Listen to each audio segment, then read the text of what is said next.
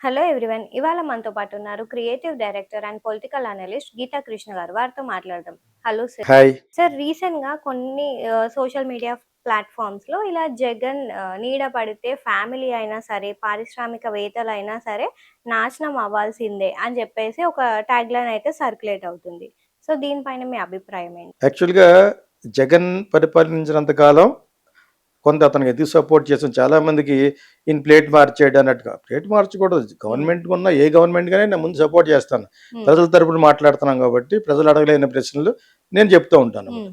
అది తెలుగుదేశానికి కూడా మంచి జరుగుతున్న మంచిగా చెప్తాం.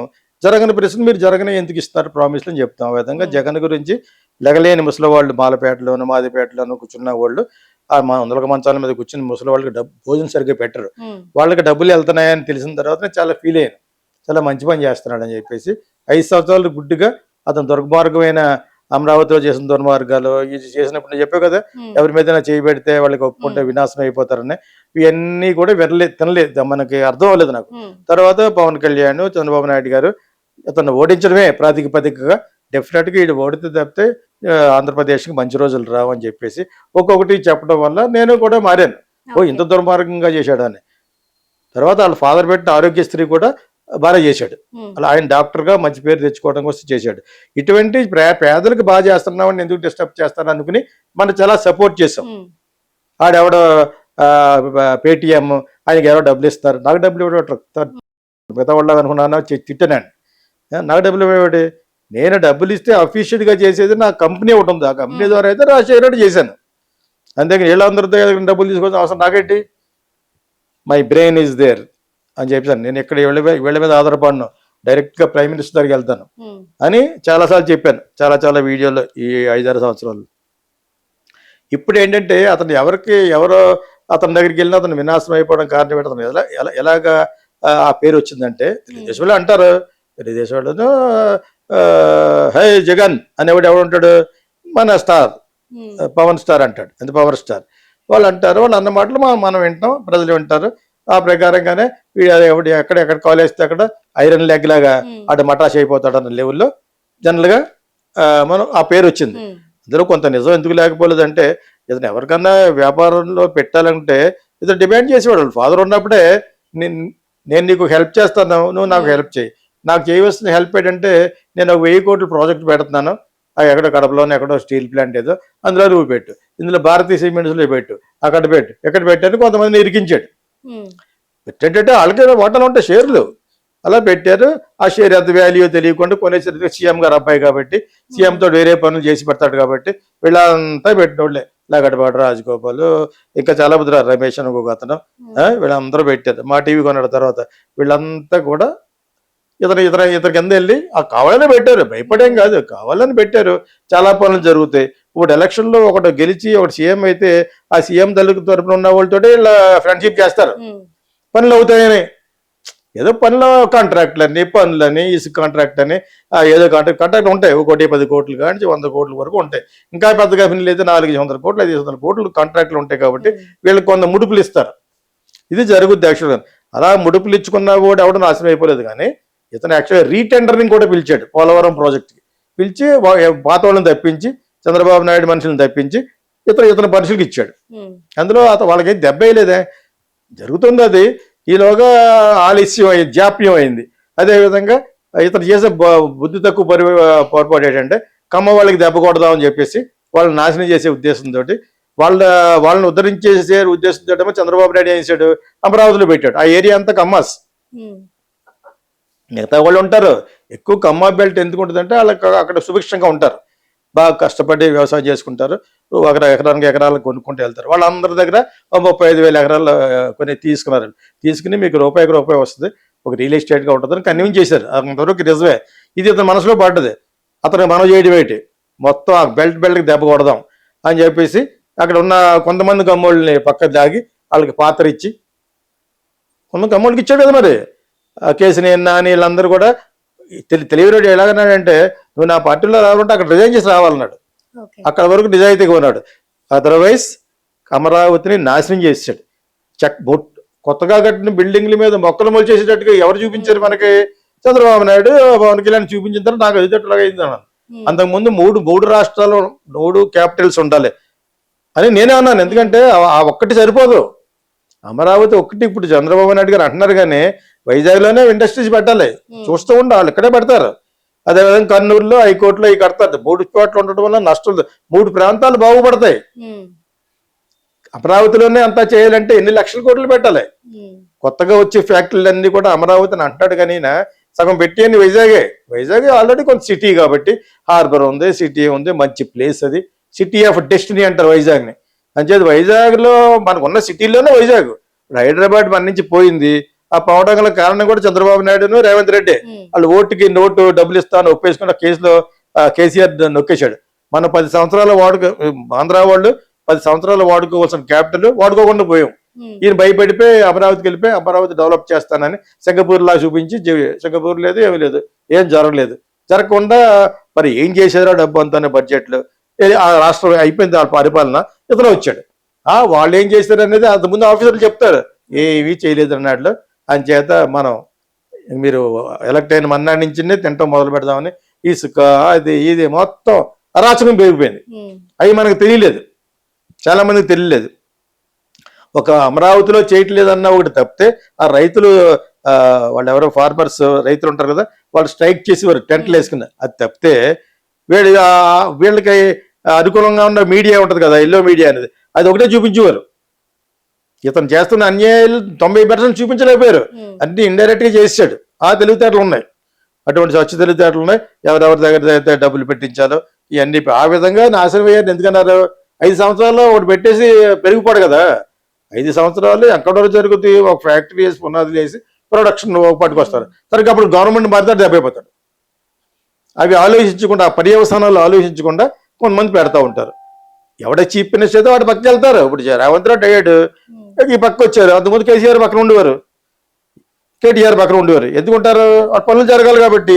ఇప్పుడు కేటీఆర్ పక్కన ఉన్నా కూడా అతనికి ఆల్రెడీ అందులో పార్ట్నర్షిప్ ఉన్నా కూడా కేటీఆర్ గురించి మాట్లాడారు కొంతమంది. బిజినెస్ మా సొంత వాళ్ళే ఉన్నాయి ఇక్కడ. ఈ పక్కనే ఈ ఆవాస హోటల్లో పార్టీలు ఇచ్చుకోవడం అన్నీ తెలిసినాడు. ఇప్పుడు సేమ్ వ్యక్తులు కేటీఆర్ గురించి మాట్లాడితే మనవాడు హైడ్రైజ్ బిల్డింగ్ లేపెత్తాడు. అదే ఇప్పుడు మన రేవంత్ రెడ్డి సరదాగా అన్నాను. సో ఎవరైతే గవర్నమెంట్ లో ఉంటారో వాళ్ళనే పట్టుకుంటారు. చోట చిన్న పనులు చేయించుకునేవాళ్ళు, పెద్ద పనులు చేయించుకునేవాళ్ళు, వీళ్ళంతా కూడా వాళ్ళు కూడా ఏం తిరుగుతారు. ఓడిపోయిన వాడు కూడా తిరుగుతారు. నీకే వస్తుంది, నీ బోళ్ళు నా బోళ్ళు సలాం లాగా ఏమొస్తుంది, ఏమో రాదు. అది గెలిచిన వాళ్ళు పక్కకి వెళ్తారు. ఇతను గెలిచిన వాళ్ళని ఎవరైతే ఇతర పక్క వచ్చారో వాళ్ళందరినీ వాడుకున్నాడు. అవి మట్టుకు తెలివితేటలు ఉన్నాయి. కడప గ్యాంగ్ కదా, వాడుకోవడం, మాట వినకపోతే చంపేయడం. ఇంత అరాచకం అనేది ప్రభుత్వం ఇంకా రాదనిపించేసుకున్నాడు, బ్యాట్ తెచ్చేసుకున్నాడు. ఓన్ సిస్టర్ మదర్ మీద కూడా అపోజిట్ అయ్యాడు ఆస్తుల గురించి వాటెవర్. ఆవిడ కూడా నాటకం ఆడుతుంది అనుకున్న ముందు, నాటకం కాదు, ఆవిడ కూడా ఏదో చెప్తుంది. సరిగ్గా చెప్తుంది కదా ఆమె, అని చెప్తుంది. డైరెక్ట్ ప్రెస్ మీట్ పెట్టి నిన్న ముందు చెప్తుంది. సో ఇవి అంతా డ్రామా కాదు. ముందు డ్రామా అనుకునేవాళ్ళు, వీళ్ళిద్దరు కలిసి డ్రామా ఆడుతున్నారేమని. కాదు, అందులో నిజం ఉంది. వాళ్ళకేమున్నాయి ఆస్తులు, వాళ్ళ ఫాదర్ సంపాదించిన ఆస్తులు ఇతనికి ఎంత తక్కువ ఉందో ఆమెకి ఎంత తక్కువ ఉందని అడుగుతాడు.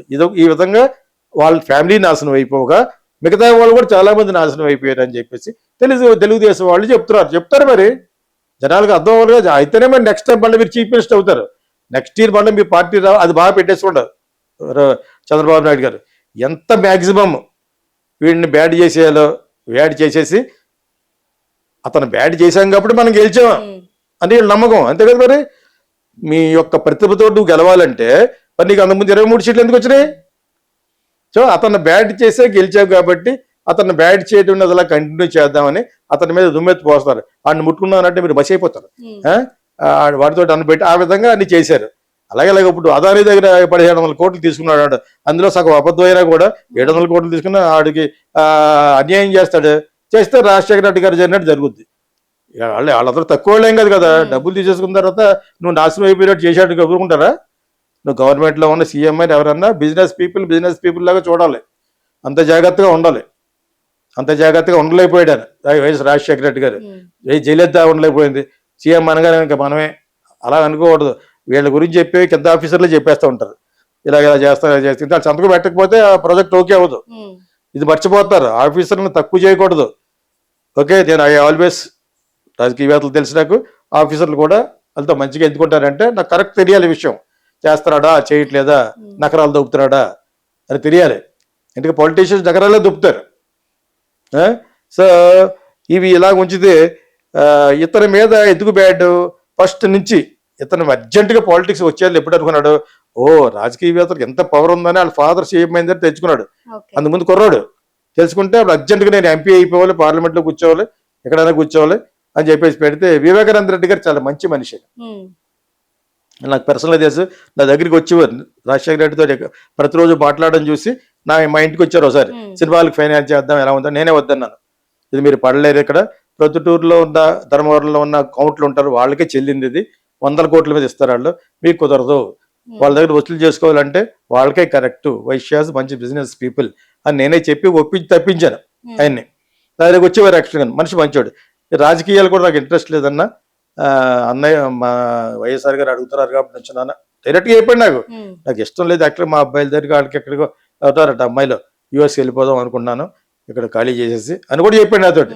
అటువంటి వ్యక్తిని నీ సీటు ఖాళీ చేసి అని చెప్పేసి కొట్టేంత పని చేసి జగన్ ఆ సీటు నిలబడి గెలిచి కాంగ్రెస్లో అక్కడ వెళ్ళి కూర్చున్నాడు, ఇక్కడ పార్లమెంట్లో. ఆ విధంగా ఎంటర్ అయ్యాడు. దానికి వైఎస్ వివేకానంద రెడ్డి ఏం ఫీల్ అవ్వలేదు. ఇప్పుడు ఫీల్ అయ్యాడు. ఇతను మళ్ళా అసెంబ్లీలో ఇంత ఫేమస్ అయ్యేది గొడవపడి సోనియా గాంధీని ఎదిరించి ఒక లెవెల్కి వచ్చిన తర్వాత ఈడు మనకి కొంచెం ఎక్కువ వెళ్ళిపోతున్నాడు, మన ఫ్యామిలీ వాళ్ళు కూడా ఉండాలని చెప్పేసి శరీరంకి కానీ వాళ్ళకి కానీ సీట్ ఇవ్వాలి, ఆ టైంలో పెట్టాడు. అక్కడ కూడా ఆయన కాదు, ఇతను ఏదేదో ఇతను మాడితే అక్కడి నుంచి ఇక్కడికి వచ్చి ఎప్పుడు అని చెప్తారు. ఆ విధంగా చెప్పి జగన్ బ్యాడ్ చేశారు, వివేకానంద రెడ్డిని బ్యాడ్ చేశారు జగన్లో. సో వాళ్ళు కక్షలు పెంచేసుకున్నారు. ఇతను ఉంటే రేపు పొద్దున చంద్రబాబు నాయుడు పక్క వెళ్ళిపోయాడు, నేను లేకపోతాను ఆ లెవెల్కి ఎంత ఉంటే అని చెప్పేస్తారు. అది ఏదో జరిగింది, మొత్తానికి అతను లేపేశారు. అది చాలా దారుణం. అది లేపేసి చంద్రబాబు నాయుడు మీద గట్టిస్తారు. అది ఎంతకంటే దారుణం అది. వీళ్ళు లేపేసి చంద్రబాబు నాయుడు పెట్టేశారు. ఫైనల్గా ఎవరు బ్యాట్ అయ్యారు? నేను అలా జరిగిన మన్నాడు ఫేస్బుక్లో పెట్టాను, నువ్వు రేపు పొద్దున్న ఓడిపోతే కారణం ఇదే అవుద్దని. లెక్క చేయలేదండి. నువ్వు రేపు పొద్దున్న ఓటమి చవి చూస్తే ఈ ఒక్క పాయింట్ గురించే నువ్వు మీ తరపున వాళ్ళు చేసి అప్పుడు ఇంకా ప్రూవ్ అవ్వలేదు. ఇంకెవరు చేస్తారు? పులివెత్తులు ఇంకెవరు చేస్తారు? వాళ్ళే చేస్తారు. వాళ్ళ యొక్క రక్త చరిత్రగా ఉంటుంది కాబట్టి వాళ్ళు లేపేసి చంద్రబాబు నాయుడు మీద గంటేయటం అనేది అతను వీళ్ళకి బాగా హెల్ప్ చేసేస్తుంది. తర్వాత పవన్ కళ్యాణ్ కలిసి అతను ఓడించడమే ధ్యేయంగా వీళ్ళందరూ ముందుకు వెళ్ళారు కాబట్టి ఓడిపోయాడు. పవన్ కళ్యాణ్ పాత్ర చాలా ఉంది. చంద్రబాబు నాయుడు గారి పాత్ర ఒకటి అయితే నీకు 23 సీట్లు ఎందుకు వచ్చినాయి పోయినసారి? ఒకటి వాళ్ళ బాబాయిని వచ్చేసి చంద్రబాబు నాయుడు గంటడం అనేది అతనికి చాలా ప్లస్ అయిపోయింది. అది బూతది, బండ బూతది. వీళ్ళు చేయటం ఏంటి, ఆయన మీద గంట ఏంటి, అదేందా? సో ఆ విధంగా అతను బ్యాడ్ అయిపోయాడు. ఒక విధంగా బిజినెస్ పీపుల్ నాశనం అయిపోతారు, వ్యక్తిగతంగా నాశనం అయిపోతారు. ఎందుకు చెప్తారంటే ఇప్పుడు తల్లి కన్న తల్లి, ఆవిడ అందరి బిడ్డలో సమానమే కదా. ఆవిడ ఓన్ చెల్లు వాళ్ళ మీద నిప్పు లేకుండా పొగరాదు కదా. ఇంత అన్యాయం చేస్తారు, అంత అన్యాయం చేస్తారని ఎందుకు అంటది? అసలు నిప్పు లేకుండాను అక్కడ వరకు బ్యాడ్ అయిపోయాడు. అంతకుముందు బ్యాడ్ చేసింది ఎవరు? చంద్రబాబు నాయుడు గారు అండ్ పవన్ కళ్యాణ్ చేసి ఇలా చేశాడు, అలా చేశాడు, ఇది చేశాడు, అది చేశాడు. నేను అక్కడికి ఆల్రెడీ అనేవాడిని, ఎప్పుడు చూస్తే అలా చేస్తారు, ఇలా చేస్తారు అంటారేంటి, మీరేం చేస్తారో చెప్పండి అనేవాడిని. మీరే పరిపాలనలోకి మీరు వస్తే మీరు ఏం చేస్తారు అవి చెప్పండి, ప్రజలకు ఉపయోగపడాలి అల్టిమేట్గా ఫైనల్గా అంటాను నేను. మీ అందరూ ఓటేసి మేమందరూ మిమ్మల్ని సంపాదించుకోమంటాంగా, ఇదే జరుగుతుంది. ఇప్పుడు పల్లెటూరులో జరిగేది ఇదే. వీళ్ళు ఓటేస్తారు, దానికి ఖర్చు పెడతాడు 5-6 కోట్లు, ఫైనల్గా ఎవరు 5-6 కోట్లు ఇంకో 5-6 కోట్లు సంపాదించేస్తాడు. మీకు అర్థమైంది? ఇప్పుడు అదే విలేజ్ కాడి నుంచి ఎమ్మెల్యేస్ కాడి నుంచి ఎమ్మెల్సీకి అందరికీ ఉంది. పాలిటిక్స్లో ఖర్చు పెడుతున్నాం అంటే ఎందుకు ఖర్చు పెడుతున్నాం? పెట్టుబడి. మరి మా డబ్బులు మేము తీసుకోదేంటి, అది టైపు. అర్థమైందా? సో ఆ విధంగా జగన్ పరిపాలన స్టార్ట్ అయిన తర్వాత రెచ్చిపోయాడు. అందుకుముందు చంద్రబాబు నాయుడు చేయలేదు, జయలలిత చేయలేదు, ఏ చీఫ్ మినిస్టర్ చేయడు. మనం డబ్బులు సంపాదించుకుని ఈ డబ్బులు వచ్చే ఎలక్షన్కి 1,00,000 కోట్లు జనాలకు పంచిపెట్టి మళ్ళా గెలుస్తాం. ఇదే పద్ధతి ఇండియాలో. పరిపాలన, ప్రజల యొక్క శ్రేయస్సు, ప్రజల డెవలప్మెంట్, చదువు, సంధ్య అది పెంచాలని లేదు. అది ఈ మధ్యన ఈయన అంటున్నాడు కాబట్టి నేను చాలా బాగా మాట్లాడాడు అనుకుంటున్నాను. ఎవరు? చంద్రబాబు నాయుడు గారు అసెంబ్లీలో ఆఖరి రోజు చాలా బాగా మాట్లాడారు. హ్యాపీ ఆంధ్రప్రదేశ్ ఉండాలి, సంతోషంగా ఉండాలి, తర్వాత ఏమో విద్య, వైద్యం హెల్దీగా ఉండాలి, అంటే ఆరోగ్యంగా ఉండాలి, సుభిక్షంగా ఉండాలి. వెల్త్ అంటే ఆస్తి. ఈ 3 మాటలు అన్న తర్వాత నాకు చాలా హ్యాపీ ఫీల్. నిజంగా మీరు ఈయన అంత ట్రై చేస్తే ఎంత జరిగినా గొప్పే. ఎంత జరిగినా ఆయన వస్తాడు మళ్ళీ. సో అక్కడే అతను ఒక పెద్ద గీత ముందు ఇంకో పెద్ద గీత గీస్తే ఇది చిన్న గీత అయిపోతుంది. ఆ విధంగా ఇతను చెడ్డ అయిపోయాడు. జగన్ చెడ్డ అవడానికి గల కారణాలు అన్నీ ఉన్నాయి అతని దగ్గర. అది చాలా చాలా పొరపాటుది. మొక్కలు వచ్చేసేటట్టుగా చేశాడు. నేను అంత ముందు అమరావతి గురించి ఇలా మాట్లాడుతుంటే 3 రాష్ట్రాలు కావాలి, దానికి నేనే ఒప్పుకున్నానంటేనే అక్కడ ఉన్న కొంతమంది స్టూడెంట్స్ బాధపడేవారు. విజయవాడలో బ్రాంచ్ పెట్టాం ఫిల్మ్ స్కూల్, దానికి సంబంధించిన వాళ్ళు విజయ్ ఇలాగ అంటారు నేను ఫేస్బుక్ నుంచి కూడా తీస్తాను. అక్కడ జరుగుతున్నది నిజంగా నాకు తెలియదు. వీళ్ళు వచ్చిన తర్వాత పవన్ కళ్యాణ్ చంద్రబాబు నాయుడు గారు చెప్పబట్టి అర్థమైంది మనకి ఇంత ఘోరాలు చేస్తాడని. ఓకే, ఇతను ముట్టుకున్న వాళ్ళు ప్రతి ఒక్కరు నాశనం అయిపోవాలి, అది లంచం తీసుకున్నవాడు నాశనం అయిపోతే ఊరుకుంటాడేంటి? అంత లేదు. కానీ ఇప్పుడు అదానీ చేశాడు, అదానీ డబ్బులు తీసుకున్నాడు, అమ్మ అనేది తీసుకున్నాడు, ఊరుకుంటారా? వాళ్ళ ఫాదర్నే ఊరుకోలేదు వాళ్ళు. అంచేత వ్యాపారస్తులు రాజకీయవేత్తలకు భయపడే రోజులు పోయినాయి. కాకపోతే వాళ్ళతో పనులు జరుగుతాయి, వాళ్ళ వలన వాళ్ళ ఆఫీసర్లు కూడా పనులు జరుగుతాయి. అంతే, ప్రైమ్ మినిస్టర్ భయపడతాడు ఆఫీసర్లకి ఈ మధ్యన. ఆయన ఎస్టిమేట్ చేయడానికి ఉండదే. సో నేను ఎందుకు చెప్తుంటే అందరికి సిస్టమ్ అర్థం అవుతుంది. అప్పుడులాగా లేదు, రోజు రోజుగా డెవలప్ అవుతుంది కదా సిస్టమ్. సో ఇతను జగన్ ఆడితే ఆట పాడితే పాట రోజులు పోని, అదేవిధంగా చంద్రబాబు నాయుడు గారికి పోని. అంచేత ఆయన 2 విధాలుగా చేయగలడు. ఎందుకంటే 3 సార్లు చేశాడు కాబట్టి, ఆయన 3 సార్లు చేస్తున్నాడు కాబట్టి. అదేందా ఎక్స్పీరియన్స్ మేక్స్ మెన్ పెర్ఫెక్ట్. అనుభవజనం చేస్తుంది. ఆ విధంగా ఆయన గెలుచుకుంటూ వస్తున్నాడు. ఇతను ఎవరిని ముట్టుకుంటే వాడు నాశనం అయిపోతావు అనేది కొంతవరకు నిజమే. కానీ వాళ్ళు నిజంగా నాశనం అయిపోతే ఊరుకోరు. నేను ఒకటోనేటి సూపర్ మ్యాన్ లాగా అవెంజర్స్ లాగా వచ్చి చేయడానికి వాళ్ళు చేయరా? దెబ్బతిన్నప్పుడు ఊరుకుంటాడా? 100 కోట్లు పోగొట్టేశాడు, ఊరుకుంటాడు? ఎవడు వ్యాపారస్తుడు ఎవడు ఊరుకోడు. అంచేత ఆ సంగతి జగన్కి కూడా తెలిసి ఈ మధ్యన ఎవరో ఊరుకోరు. అందరూ ఎదురు తిరుగుబడి ఏం చేస్తాడు? జగన్ అయినా అంతే, ఎవరైనా అంతే. సో అసలు సైలెంట్గా ఉంటూ తన పనులు చేసుకునే లోకేష్ బెటర్ ఇప్పుడు.